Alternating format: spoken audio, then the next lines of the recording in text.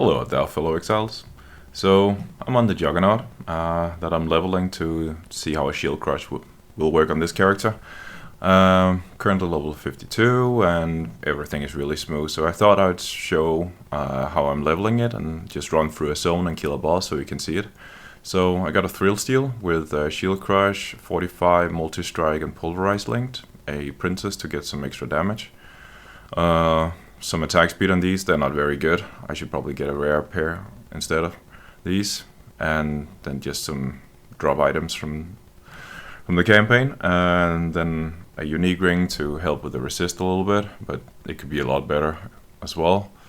And yeah. Then this shield here is from gambling. So what you do is, in order to get the shields, you gamble at level 16 for a painted buckler, and then you go for a reinforced tower shield at level 30, and then again at level 51 you then gamble for girded tower shields, and then you can get close to 1,000 armor like I have on this one, and then you're just going to stomp the entire campaign. So I got an Empress Vigilance down here. Just want to showcase my damage right now with Blood and Sand and Haste as my two only auras. I am sitting at almost 19,000 tooltip. If I put on the Vigilance, it's a bit of a cheat code, so I don't want to showcase that, but I just want to show how the character runs. My resists are fine. The tree is looking like this, so there's a lot of stretching going on here, and I will be erasing this part later on, and then I'll just go straight out into the Marauder area. But I'm stretching this far because I want to get some movement speed here, and I want to get down to precise technique, and I also need to go down to this area with the charges, and then this is the best damage wheel for the build, because you get both attack speed while holding a shield and some damage. And then I'm working towards some extra area here, and then I'll start pathing back up here, and then eventually link the two trees together. But let's see how it plays out. So basically what you do, oh yeah, I forgot to see shield charge. Shield charge is just momentum, pulverize, and faster attacks. So what I do is just shield charge through most content, if I can open the doors. And then occasionally I'll clear a pack or something, but yeah. I mean, shield charge takes care of most packs, and you get a decent amount of experience. Here was a magic pack, so I could stop and kill that one. I don't really have to, but I'm 2 levels below the area, so I don't want to fall too far behind on the experience, but 2 to 3 levels is absolutely fine.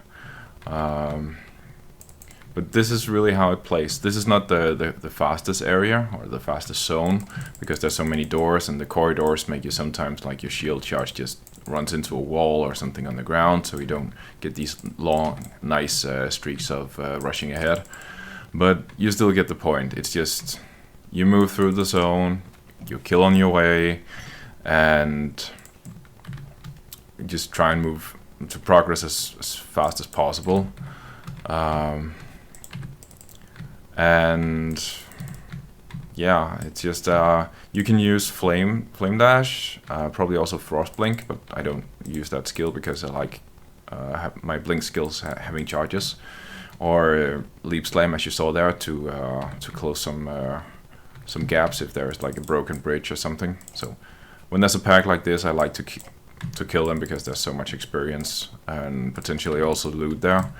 If I'm, for example, struggling on gear pieces, but because I have so much, well, so good, decent gear pieces here, I don't really have to stop for it anymore.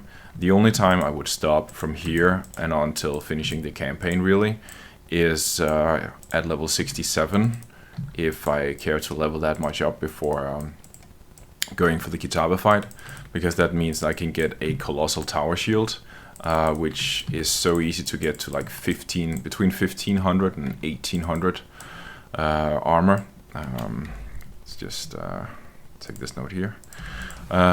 So you get this obscene amount of extra damage, and it's just nice having that before you run your 3rd lap, if you waited that long for it. and then just going into Kitava and just destroying that boss. Also here, I haven't switched this one in, it's still sitting in my inventory. But you can see I can just hold down right click and yeah, it's just vanishing. Let's see if I get to kill it here. Yeah. Also, I forgot to mention before, so I have only one lap at this point because I haven't cared yet, and I just wanted the movement speed, and being immune to freeze is also nice, so I just wanted 14 movement speed really. Eventually I'll go into all of these endurance charge nodes, and then I'll probably keep this one around because I plan on going into tier 17 farming with this and see how many modifiers I can actually just straight up ignore. And then I might also dip my toes into deep delving to see how far I can go with that, because the Juggernaut is way more tanky than a Slayer. So I'd like to see how it goes. But yeah, now we have a nice zone where you can just see just shield charging through. Then there's this annoying hive which can break the charge at times. But this is not taking long to get through this zone here and just move ahead. So once you identify a zone where, hey, I can get a lot of experience here, you can stop a little bit, and then when you're in these medium zones where you can either just really rush ahead or there's not too much experience going on, then just get through it, and then stop in a good zone. If we take another zone here in this area here, I know there's a lot of monsters here, and since it's corridor based, you will get a lot of kills huddled together, and that gives, like, you can really catch up on experience in this zone. Also because, yeah, especially these corridors here, like you shield charge through them and you get an entire pack's worth of experience almost. And then you can decide whether you want to stop and clear or kill rares, or you just want to move ahead if you're a little bit ahead on experience. So this is a really good zone to catch up if you're behind. Otherwise, just blast through it and enjoy the buffet, more or less. But yeah, so I'll probably finish the campaign in the sitting here. And then I'll just take a little break, and then in the weekend I'll try and put the build together and go into tier 17s, and then like really pushing it. But I plan on making first a budget version of this and then post an update, like saying like how can you put this together for maybe not 2 divines as I did with the Slayer, but then like say maybe a 5 divine or a 10 divine version. Not just to repeat the same process again and again. And oh yeah, I got a point here, so now I can get a really good mastery with some extra 5% increased attack speed per nearby enemy. That makes you shield charge so much faster. It's really ridiculous. But yeah, you see, I just go in here, I hold down right click, I don't bother to do anything really. She dies, I move on, and yeah, this is a campaign run. Like, my movement speed is a little higher than you could expect, because I do have the Frill Steel helmet. But even if I remove it, then I won't have shield charge. But no, I won't have shield crush.